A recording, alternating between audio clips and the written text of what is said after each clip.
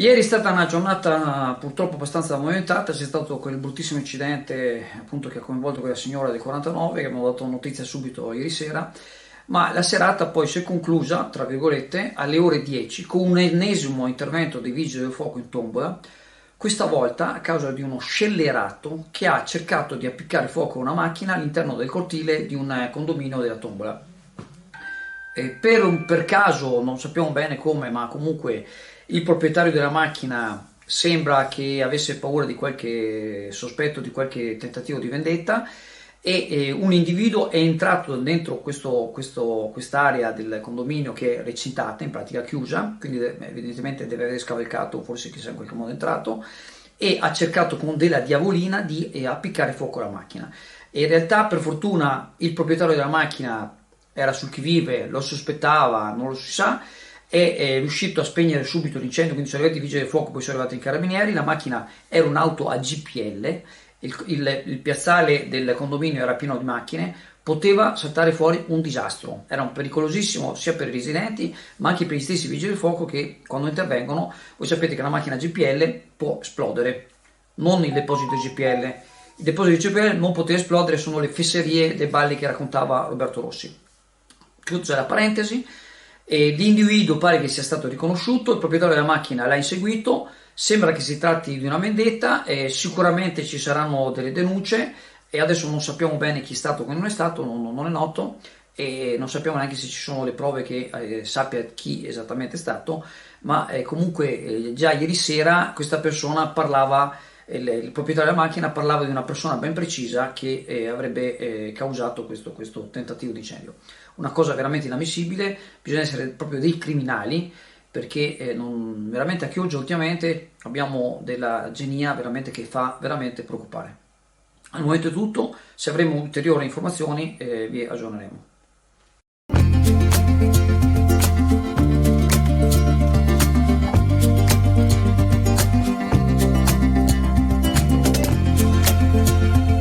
Alla libreria Pegaso a Borgo San Giovanni, Chioggia, il Natale arriva prima. Per tutto il mese di novembre una super promozione su quasi tutti gli articoli presenti in negozio.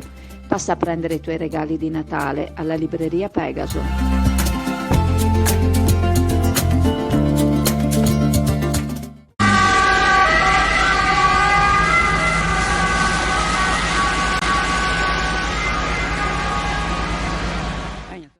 Non abbiamo aggiornamenti sullo stato di salute della signora del 49 coinvolta nell'incidente stradale di ieri a Sant'Anna vicino al distributore Kuwait e onestamente non abbiamo neanche cercato di averne delle altre in quanto da ieri sapevamo che è una situazione molto critica e speriamo solo che possa stabilizzarsi e insomma, riprendersi da questo bruttissimo incidente.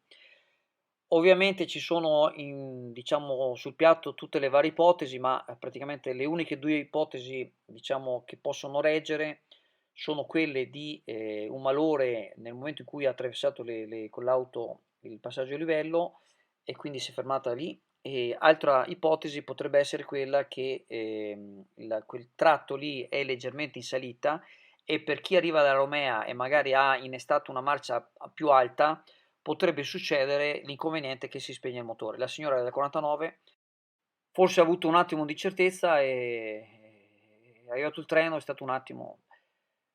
Dopo la pubblicazione delle dirette di ieri è nata subito diciamo, così, il partito di chi dice, il partito tra virgolette ovviamente, eliminiamo che la linea ferroviaria che è solo oggetto di disagi, a parte questo incidente ovviamente del tutto involontario, ma in effetti quella linea ferroviaria è utilizzata da pochissime persone, costa centinaia di migliaia di euro di manutenzione e la proposta che è stata fatta così, una proposta lanciata via social da Gabriele Baldin, il residente di Sant'Anna, pensionato, molto conosciuto per la sua precedente esperienza lavorativa al mercato ittico all'ingrosso di Chioggia, potrebbe sembrare peregrina, ma invece potrebbe essere una soluzione perché ci sarebbe ha proposto infatti una pista ciclabile al posto della linea ferroviaria, una pista ciclabile che sarebbe sganciata dal traffico praticamente e sicuramente verrebbe molto più utilizzata di quanto viene utilizzato il treno.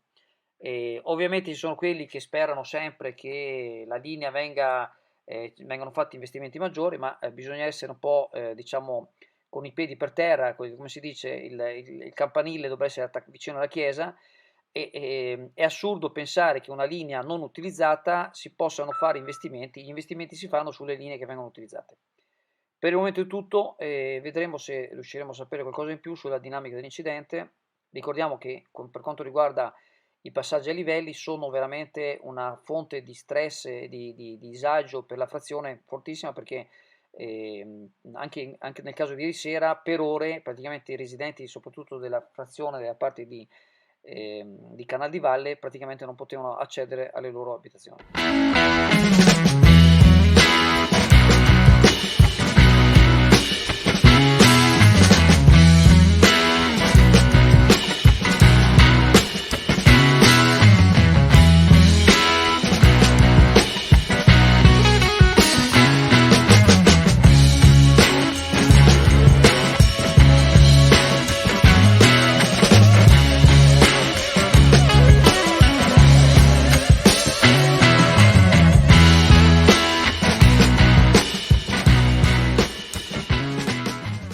Ci sono situazioni di disagio mentale, sociale o psicologico che si dipanano a pochi metri da noi, ma di cui difficilmente ci rendiamo conto. Capita troppo spesso alle persone sole il lasciarsi andare e il non reagire davanti alla vita, non avere più un obiettivo e lasciarsi trascinare. L'altro giorno parlavamo di luridi senza alcun rispetto per i beni altrui, citando chi ha lasciato una casa ater, occupata tra l'altro, in condizioni disastrose, non solo di caos ma sporcizia, e ci chiedevamo come una persona, una famiglia riuscisse a vivere tra quelle quattro mura senza disgusto, anche se quelle quattro mura non erano loro. Oggi queste immagini di un ambiente di vita quotidiana ci mostrano che per qualcuno vivere così è la normalità, un degrado che è cresciuto al loro fianco giorno dopo giorno, trasformatosi poco alla volta in normalità. Le foto che ci sono arrivate oggi accompagnano la richiesta di denunciare la situazione ai servizi sociali, cosa che sarebbe giusto fare visto che l'epilogo di situazioni analoghe è stato il recupero delle salme in case abbandonate a se stesse. Allora, siamo alla Camera, Pescheria Camera qua ai saloni, e la Camera ha deciso di iniziare il servizio di pulizia del pesce. È assolutamente obbligatorio la prenotazione per la pulizia del pesce. Se qualcuno giustamente vuole prima venire a vedere il pesce, voi sapete qua avete il prezzo, avete la qualità, per la pulizia passa magari il pomeriggio o passa pomeriggio. La prenotazione si chiede almeno il giorno prima e al numero WhatsApp 334 6698 158. Vi ricordiamo che venire qui in pescheria è comodissimo, c'è un ampio parcheggio, quindi diciamo evitate qualsiasi tipo di stress. La selezione naturale, legge di darwiniana memoria, è una legge brutale, sopravvive il più forte o quello che meglio si adatta, gli altri finiscono col soccombere. Nei rapporti umani la legge della selezione naturale sembra aver soppiantato un altro genere di rapporti, ma il mors tua vita mea è un modo di dire sempre attuale, soprattutto in alcuni ambienti. In natura continua ad essere una legge che si rispetta, a meno che non ce lo mostri qualche documentario.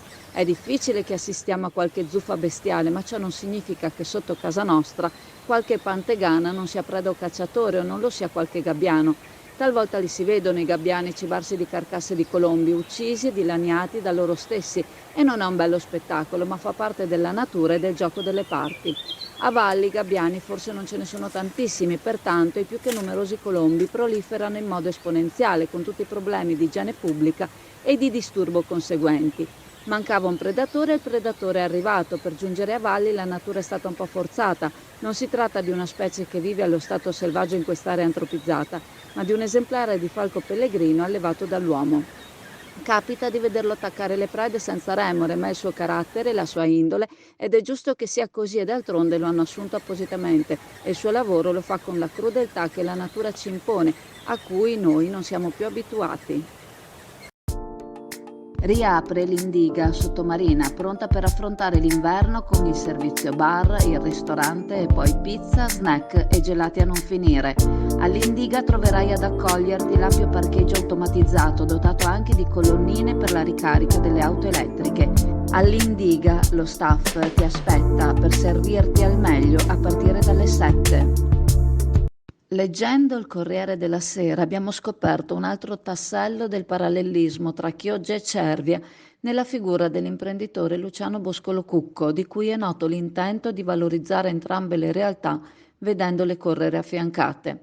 Dopo la presentazione del suo libro Non su Grando ma su Grasso, prima a Mestre poi a Chioggia, vediamo Cucco presentare la sua fatica proprio a Cervia, dove in tanti hanno partecipato alla presentazione, come riporta lo stesso Corriere, vendendone ben una settantina di copie, il cui ricavato è andato alla Lega del Filo d'Oro a sostegno degli adulti e dei bambini sordociechi.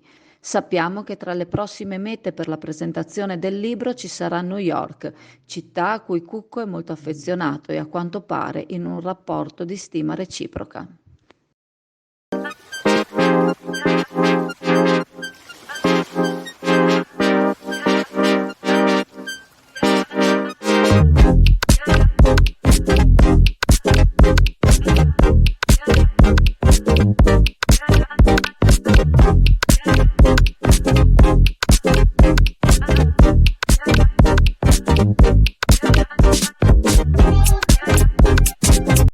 Dalla cartoleria Pegaso a Borgo San Giovanni, cartoleria, mi raccomando, guardate qua, vedete se riconoscete, questa è la cartoleria, dalla cartoleria Pegaso, tante novità per questo Natale ma anche per il prossimo anno.